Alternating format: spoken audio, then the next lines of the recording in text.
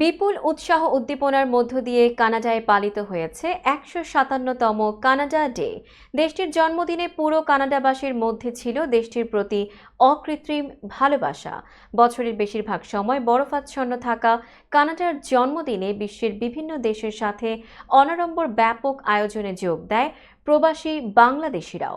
জাতীয় সঙ্গীতের মাধ্যমে কানাডা ডের মূল অনুষ্ঠান শুরু হয়। কানাডার জন্মদিনের কেক কাটা, ছোট ছোট শিশু কিশোরদের ফেস পেইন্টিং, জাম্পিং জার্ম সহ বিভিন্ন ধরনের খেলাধুলা এবং কানাডার আদিবাসীদের শারীরিক কসরত ছাড়াও ছিল আলোচনা সভা।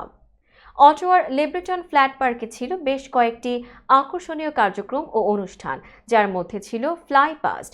উল্লেখযোগ্য সংখ্যক বিমান আকাশে উড়েছিল কয়েক মিনিটের জন্য, যা দর্শকদের মুগ্ধ করেছিল। উদযাপন শুরু হয়েছিল সকাল ৯টায় এবং চলেছিল রাত ১০টা পর্যন্ত। শহরের বিভিন্ন জায়গা থেকে আতশবাজি দেখা গেছে, যা উদযাপনের উন্মাদনাকে আরও বাড়িয়ে দেয়। দিবসটি উপলক্ষে কানাডার বিভিন্ন প্রদেশের বিভিন্ন সিটির মধ্যে ছিল উপচে পড়া ভিড়। কানাডার প্রধানমন্ত্রী জাস্টিন ট্রুডো দিবসটি উপলক্ষে শুভেচ্ছা বাণী দিয়েছেন। Hello everyone, happy Canada Day. No matter where you are, I hope you're celebrating the incredible people, the land, and the story that is Canada.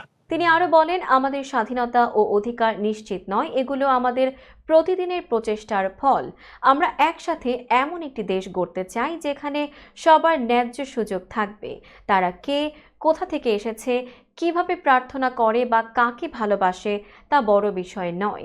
এই উদযাপন এবং বার্তা অটোয়ার বাসিন্দাদের মধ্যে একতা ও দেশপ্রেমকে আরও জোরদার করেছে।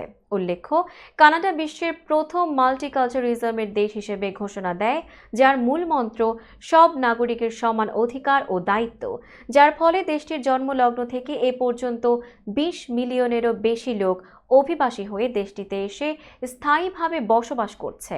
শান্তি রক্ষায় দেশটি গুরুত্বপূর্ণ ভূমিকা পালন করে আসছে।